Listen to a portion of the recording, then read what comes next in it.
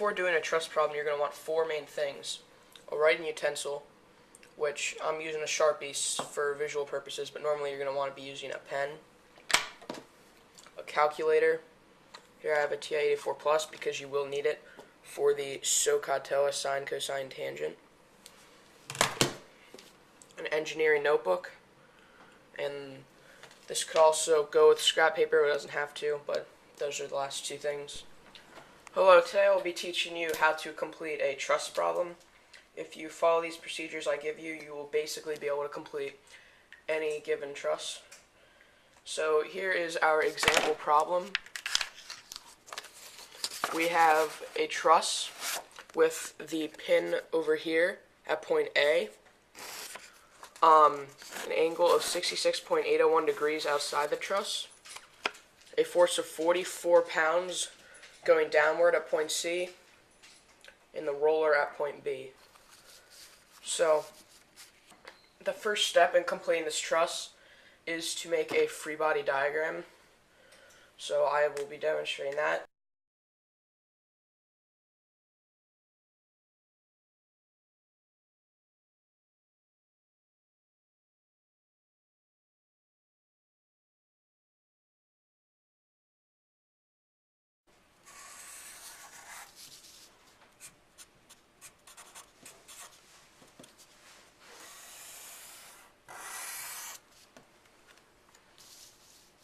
There's our free body diagram. Now we're going to label the points from back up here. So we have A, B,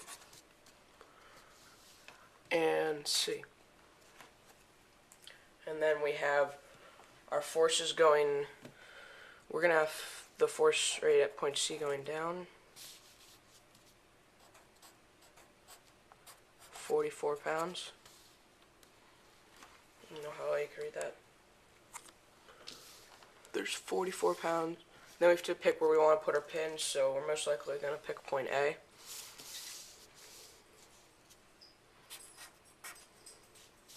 So there's our pin. So we should have two forces at point A. We're assuming that all of our forces are positive, so we have force going to the right, and we want another perpendicular force going up in the positive direction. Now we don't know these are right, but we assume that they are. So this is going to be RAY. This is going to be RAX. And then we have C, 44 pounds. Let me zoom out here. And we assume that we have a force at B going positive, which will be RBY.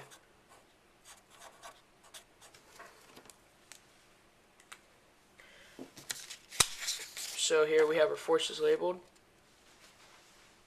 And now what we have to do is also label our sides. So this at AC is going to be side AC.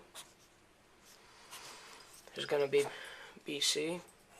This is pretty self-explanatory. This AB will be side AB. Now, for the most part, we have a free body diagram done. Oh, and we also know that this is going to be 3 feet horizontally here. 1, 2, 3. So we are given that this is 3 feet in our free body diagram. Same thing up here. 7 feet. So this is going to be 7 feet, point AB.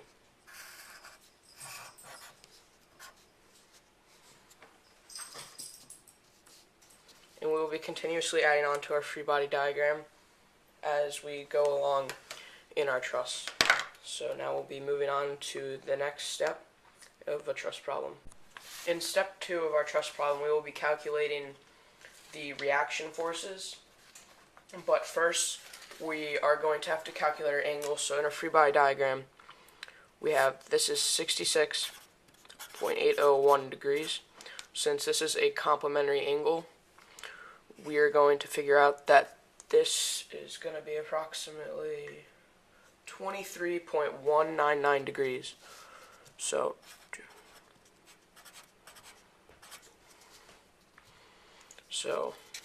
there's that. 23.199 is complementary to 66.81, so that's going to be inside our truss. Now, all the forces I labeled before are reaction forces, and that's why they all start with R, the reaction force, and they correspond to their directions. So if they have a Y at the end, they're obviously going up or down in the Y direction. If they have an X, they're going left or right in the X direction. And as I said before, we have not done the problem yet, so we don't know that these forces are in their corresponding directions. We don't know that they are correct, but we assume that they're positive since we haven't done them yet. In this truss problem, since we know that this is a right triangle, we know that this is going to be a 90-degree angle at the bottom left. So normally you could use so, ka, toa, which would help you find angles out if you were given a side, either knowing which one's an opposite angle, an opposite side, a hypotenuse, or an adjacent. But here, since we know that these are complementary, that's 23.199, and that's 90. And since we know triangles, angles add up to 180. The bottom angle will be 66.801 as well, which also means that they correspond because 66.01 and then 66.01 down here.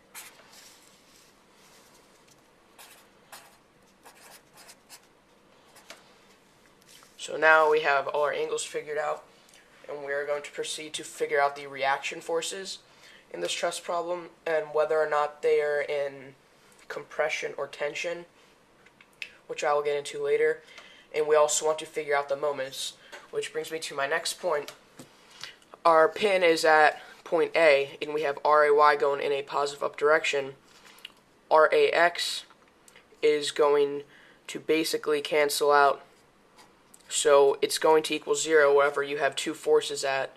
The one in the X direction will equal 0, along with the moment at that direction. So what we know here is that, zoom in, RAX equals 0, and the moment at A equals 0. Next in our truss problem, we are going to take a quick review at identifying static equilibrium equations. So this symbol seen here, that means sum. And so to clarify, the M stands for moment, F stands for force right here, and these are the directions. So this equation right here means the sum of all moments equals 0. This one means the sum of all forces in the X direction equals 0. And finally, this means the sum of all forces in the Y direction equals 0. And I have them written right here. So after this, we are going to continue making calculations for our moments and reaction forces. So what I'm doing here first to clarify is that we're going to be calculating one reaction force, but first I wanted to show that this I referred to as the pin, but it's also the fulcrum, the little triangle we have, and we have these two forces at one point, so we are not going to be calculating like a clockwise or counterclockwise with positive or negative moment. So you don't need to worry about the positive or negative really in the reaction forces, but we're looking at them for moments right now. So if you pushed, and we're not going to worry about point A because that's where we have two forces and our fulcrum. But if you push a point C, and we know it's a given going down, that would be going counterclockwise. So counterclockwise is going to be negative. Now if you pushed up, because we're assuming that point B at point RBY is positive, it would be going counterclockwise. So that would be positive. Now this could all change when we finish our calculations, but this is what we assume for now. Now we'll be continuing to do our first moment calculation. So as seen before, the sum of all moments equals 0. We're not going to worry about A, so we know that MB is going to equal the moment at C. So you're going to be using a sort of static equilibrium equation here. So we don't know what RBX is, so RBX times 7 feet equals 44, which is the poundage at point RCY going down, 44 times, hold on one sec, 44 times 3 feet, because we know here this is 3 going down both sides, and this is 7. So that's where those two numbers just came from.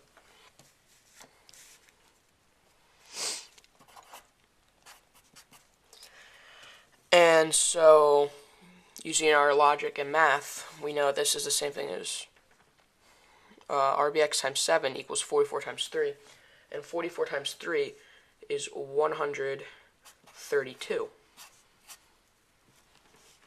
And so, we divide both sides by 7 to isolate the variable we don't know. And so, 132 divided by 7, that's going to equal 18.857, which is going to round to 18.86. We're going to round to the 100th place. And 18.86 equals RBX. So we just found a reaction force.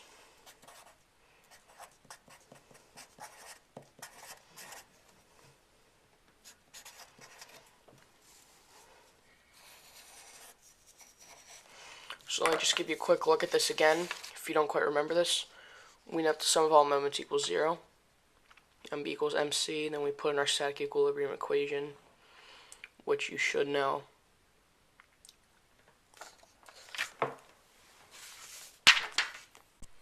We now know that RBX equals 18.86, and I just wanted to clarify for some confusion. I messed up earlier. At point B, I labeled RBY, but from the RAX up here, I should have labeled a positive RBX as well.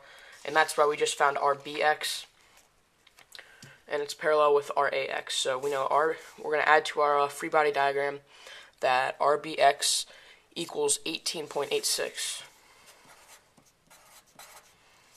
So now we have that. That's going to be a positive force of 18.86.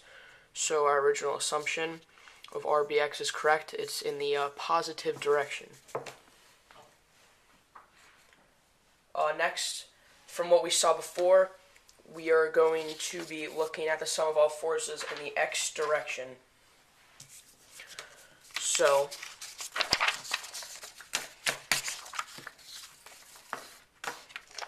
sum of all forces in the x direction equals 0. So let me just write that down real quick.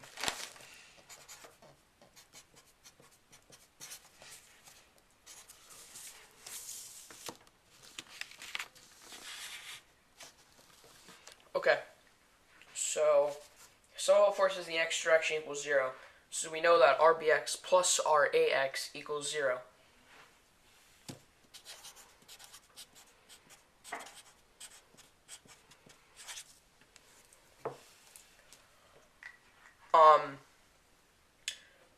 So we know that RBX is 18.86. So 18.86 plus RAX equals 0. Zoom in there for you.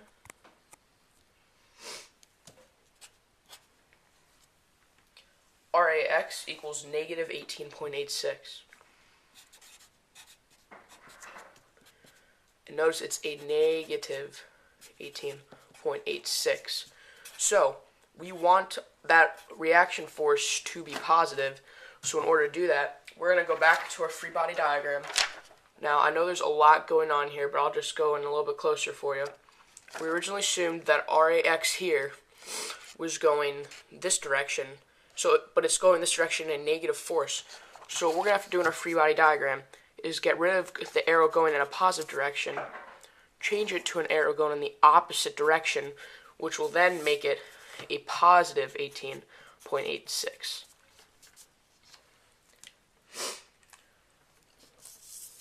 And next, we will be looking at the sum of all forces in the y direction. So, sum of all forces in the y direction equals 0.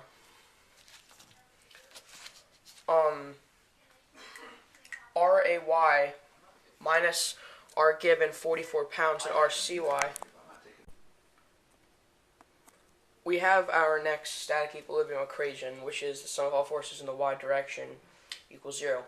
So the two forces we currently know in the y direction are RAY, which is an unknown measurement, right there, and RCY, which is a reaction force going down, and that's at a given 44 pounds. So we're going to plug that into our equation. RAY minus the 44 pounds we already have equals 0. So we already know that the 44 pounds is positive, so RAY minus RCY equals 0. So that's how we get RAY minus 44 pounds equals 0. So, given that, you know that if you add 44 to both the sides, RAY equals 44 pounds. So we have two measurements now. We have RAY and RAX. We're going to update our truss, the free body diagram of our truss. So there's a lot going on down here. I might make a brand new free body diagram, just a bigger one. So we're going to label this 44. Sorry about that. 44 pounds at RAY here. And then we already have our CY and our AX we already did as well. So now we have a lot of our measurements. Now, in the next step of our video for our truss problem, we're going to be picking 2 points from our truss, and they will help us find more reaction forces. So stay tuned. We will be picking 2 points. So the first point you're always going to most likely want to pick is going to be point A. So let me demonstrate that for you. Not that you're always going to want to pick point A, but you're going to want to pick the point where you have your pin or fulcrum at. So basically you just do a free body diagram for the point. So what we have here is, assuming that point A is positive, we know that excuse me, RAX is going this way. And you're welcome to label it, but you don't necessarily have to. Let me center that for you. So there's our AX at 18.86.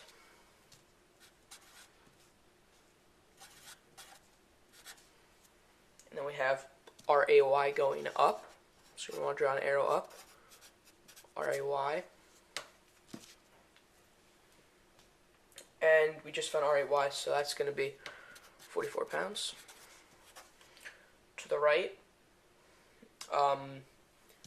we know that it's also RAX, but RAX is going to the left, and here it's going to the right for our arrow.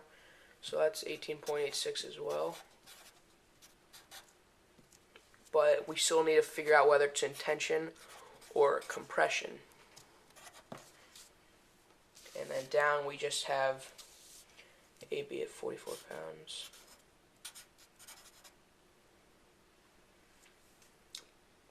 Oh, excuse me. We don't want to have force here because we already know that our force at RAY is going down. So our force at RAY is 44 pounds. So disregard what's up there. So that's the first point on point A. And then you're going to do what we did before. Sum of all forces in the x direction equals 0. Now, if you notice, we'll be using these a lot. So a negative 18.86, which is a given for RAX. Not a given, but we've already calculated for RAX. You want that to be negative, plus your AC equals 0. So AC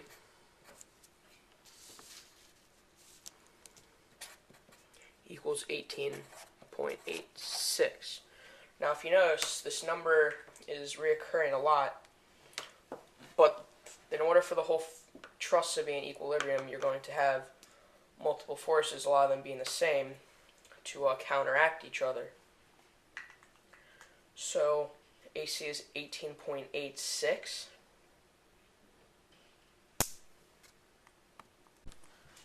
So continuing with point A, which we've already chosen, we figured out the sum of all forces of f of x, so AC is equals 18.86. Now we already know that AB or RCY, excuse me, equals 44 pounds. So let me just show you what you would do to figure that out if you didn't already know that, or just to demonstrate how you would get that. So RAY minus AB equals 0, because those are your two forces in the y direction besides RAY, which you figured out. So RAY is 44 minus AB equals 0, so AB would be 44 pounds as well. So these are basically two forces that counteract each other. So you're going to want to update that up here, your force, and we'll get back to you after this with our next point. Next, we'll be testing out our next point. We already did point A, so we can choose between point B and point C. And we're going to want to do point C here because we have a given 44 pounds here. So we know that that's correct in case we made a math error here. So we are going to be testing out point C now.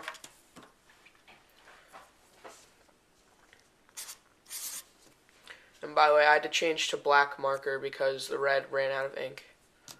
Almost. So point C we have AC. We have BC, which is 3, and that's a distance. 3 feet. We have RBX going this way. Now that's not really required to put down RBX here. 18.86, which you already got. And then we have our given RCY going down at 44 pounds. Okay, so let's figure out AC. We can use the Pythagorean theorem to figure out AC when we're testing out point C. So the Pythagorean theorem, you should know, it's A squared plus B squared equals C squared. And we already know that A and B squared are the legs here and there, and then we're trying to find C squared, which is the hypotenuse right here. So we have 7 squared plus 3 squared, and that equals 58. So square root of 58 equals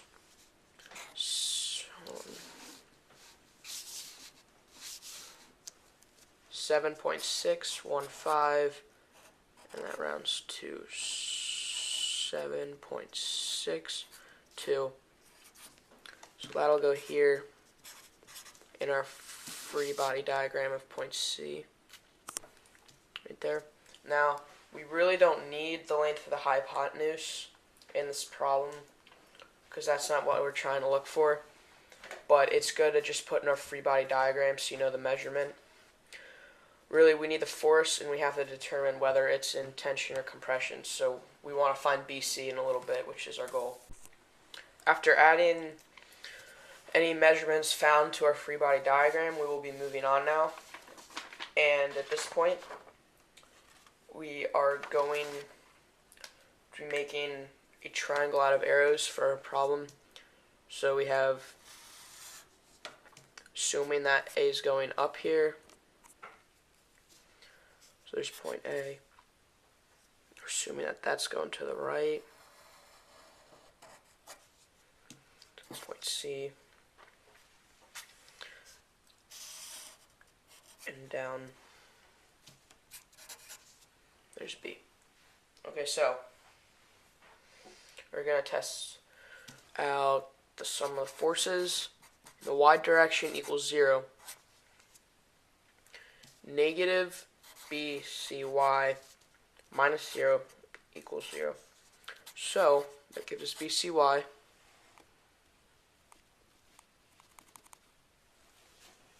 equals 0.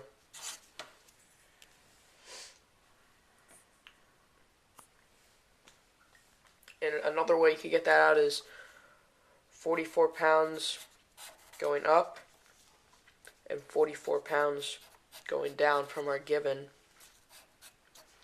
They cancel out, and it also gives you 0 pounds of force in the y direction at A, which is going to be right here. So that's 0.0. Alright, next we have our angle here, 66.801. This is our main angle from the problem because of the 66.801 that was outside. We have the one that's inside. We will be doing another sum of all forces in the y direction. So, let's draw this out again.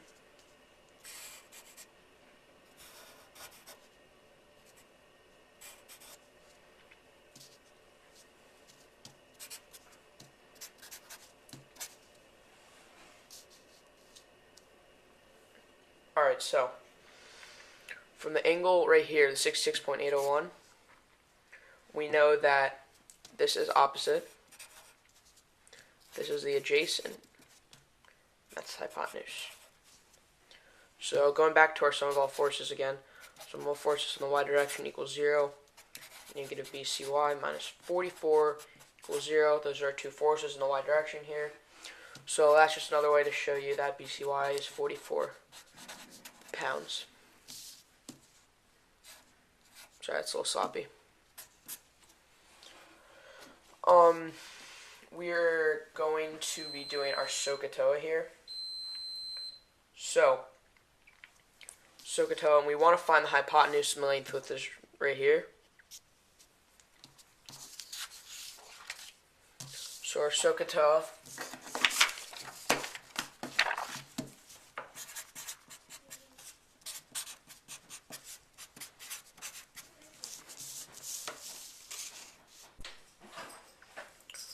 we know that BC is 18.86. So we still need to figure out whether or not that's in tension or compression. And after we figure out AC,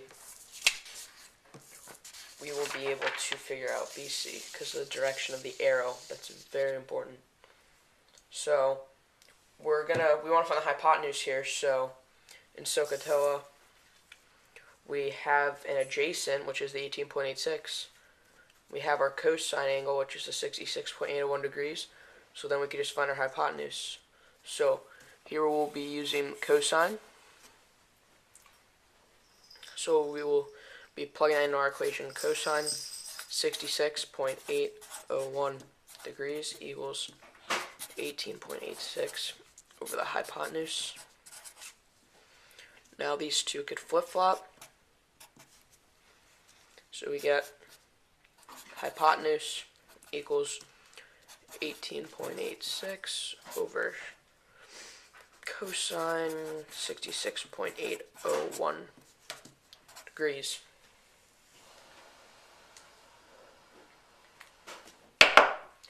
So now this is where a calculator comes in handy with your sine, cosine, tangent labels. So our formula, let's try to get all that in. So hypotenuse equals 18.86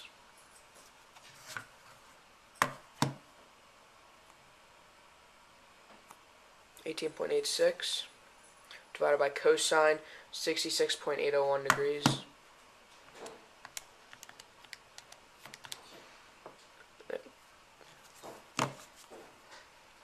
Close your parentheses. Press enter, and you get your answer for AC, which is the hypotenuse, and that's 47.87. So 47.87 is your measurement for BC.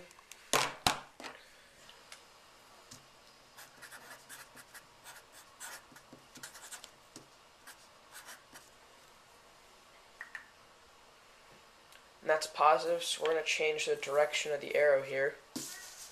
So going back to our other drawing or diagram, we had that this was going down, but now we know it's positive, so get rid of that. I'll be going up now.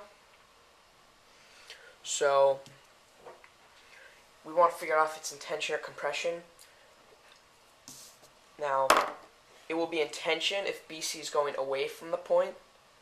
If this arrow was going the other way, it would be in tension. It's not, so therefore it's in compression. So the compression is going to be down here, because here's the point at the ray, and there's that. So the 18.86 is in compression. And since these two over here, point A, which is where our pin is,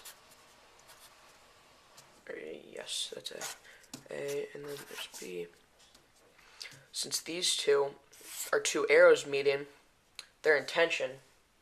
So the 47.87 will be in tension. Now, you can use the Pythagorean theorem to also figure out the distance at AC, which we have already done. That's 7.62. Now 47.87 is in tension because it's positive and it's away from the arrow in the bottom right as well. Finally, you are going to be adding all your calculations now to your free body diagram. So I will get back to you and show you what it should look like when you have all your measurements and all your numbers in your free body diagram. I do have one correction to make that I found in one of my errors. This is wrong here. We originally are going to assume that's going up, positive, but then we're going to get rid of this right here. So it really is going down. So that should clear up any confusion from my explanation earlier about tension or compression. So from that, here is your final truss, the free body diagram. I did a whole new one to make it bigger to see all the calculations. So let me just see if I can zoom out a little bit. I don't know how well you can see that, but I'll just go ahead and zoom in each point. We got the 7 feet here at AB. There's BC, there's side BC.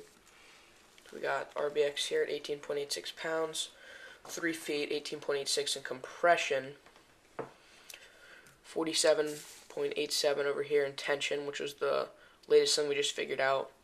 A distance is 7.62 over here at AC, the 0.0 pounds here at AB. RAY is 44 pounds, and RAX is 18.86 pounds going to the left. So there's our final truss. I know this is very long. It's a process, but you definitely catch on to it after a while and learn to take shortcuts. But that's the whole thing kind of planned out. And you could basically use that for any simple truss, and you can apply it to bigger trusses with multiple triangles and kind of just substitute numbers. So there you go. Thanks guys for watching, and I have one more thing to show. Now what we got here is something rather important. It's kind of like a check or a step-by-step process when doing a truss problem. And this is what my engineering teacher just recently gave our class. So let me go ahead, it's already zoomed in. So it says whole truss here. I don't know how well you can see that. First you draw the free body diagram, place the fulcrum at a pin, identify moments, and that's what I showed you earlier. Sum of all moments equals 0, sum of all forces in the x direction equals 0, and the sum of all forces in the y direction equals 0. And number 2 says pin. You draw the free body diagrams for your 2 pins that you pick, and then the sum of all forces, and then you continue that process for both. Yeah. And then here's some notes at the bottom. I don't know how you can see this, so I'll just read them out to you. You're going to assume that all reaction forces are positive, which I said earlier. Assume that all member forces are in tension, which is away from the point. So if you're going to assume it's in tension, if you get a negative, you change your answer, which basically means it's the number positive, and you flip the arrow. Angle forces have an x and y component, just like BCX and BCY. And they go in the direction the member force or vector is going. So let me zoom out on that a little bit. There's some work below it. So just take a quick look at that. I don't know how well I'm going to be able to see this on the computer, but thank you guys for watching. This was a long tutorial on how to completely do a truss problem with all your calculations of moments and reaction forces and labeling them to a free body diagram. So thank you for watching. Hopefully you stayed with me through this whole time. I know it's a long process, and stay tuned for more videos.